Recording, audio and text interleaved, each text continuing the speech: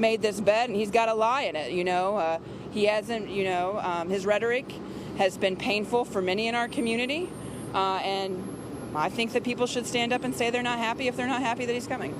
Look, I'm disappointed with his remarks. I mean, I think they fell really short. He mentioned gun issues one time. I think, watching the president over the past few years on the issues of guns, he's been, I don't know if he knows what he believes, frankly. That was Dayton Mayor Nan Whaley speaking to reporters on Tuesday ahead of President Trump's expected visit on Wednesday. I want to bring in Jessie Balmert, a state government reporter at the Cincinnati Inquirer, and she joins me now from Cincinnati. Jessie, thanks very much for being with us. We heard Mayor Whaley's comments. What type of reception do you expect the president to receive in Dayton on Wednesday? Well, I think it's going to be mixed. You have some people who really want to see some condolences offered from the president and the leader of the country, and you have some people who are still very frustrated with the lack of movement on gun legislation, both in the state and in the nation. So I think you'll see both of those things on display tomorrow. Well, at a vigil for the victims on Sunday, Governor Mike DeWine was drowned out by protesters when the crowd began chanting, "Do something." And today he unveiled several proposals aimed at curbing gun deaths. Let's listen to some of that. Police and sheriff's deputies also need to be able to activate the criminal justice system when they find an individual in that situation. When they find someone who is in danger, who's a danger to themselves, or who's a danger to others, and has access to a gun. That's why today I'm asking the legislature to pass a law to allow courts to issue safety protection orders.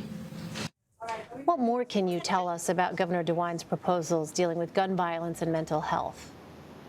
So there are a variety of proposals that he talked about. As your clip showed, he talked about a version of a red flag law that would allow relatives or police or other individuals to ask a court to temporarily remove firearms from someone who they feel like might be a threat to themselves or to other people.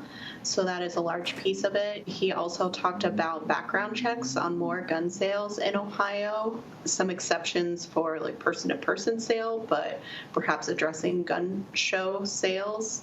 He also talked about stricter penalties for people who purchase guns for people who shouldn't have them because of a prior legal problem, or people who provide guns to children or minors. So there was a variety of topics that he touched on this morning. Well, DeWine's predecessor, Republican John Kasich, pushed gun control initiatives that included red flag laws. Any reason to believe DeWine's proposals have any chance of passing in Ohio's GOP-controlled legislature? Well, Ohio's GOP-controlled legislature has been very focused on being able to improve access to guns as opposed to restricting access to guns. I do think John Kasich, towards the end of his term, had a bit of a harried relationship with the legislature and Second Amendment advocates. So Governor Mike DeWine has the benefit of having a fresh start with these individuals, and I think that's going to matter in this legislation, but it's still a very uphill battle in Ohio. So when would the legislature take up any of the governor's proposals?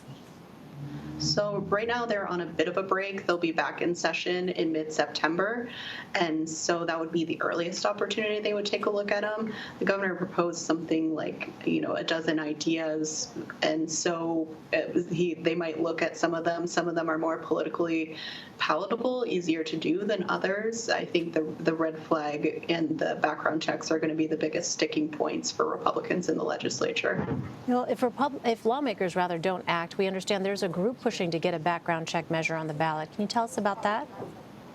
Yeah, so there is a ballot group that is looking to put the matter before legislators first. It's part of a citizen-initiated statute.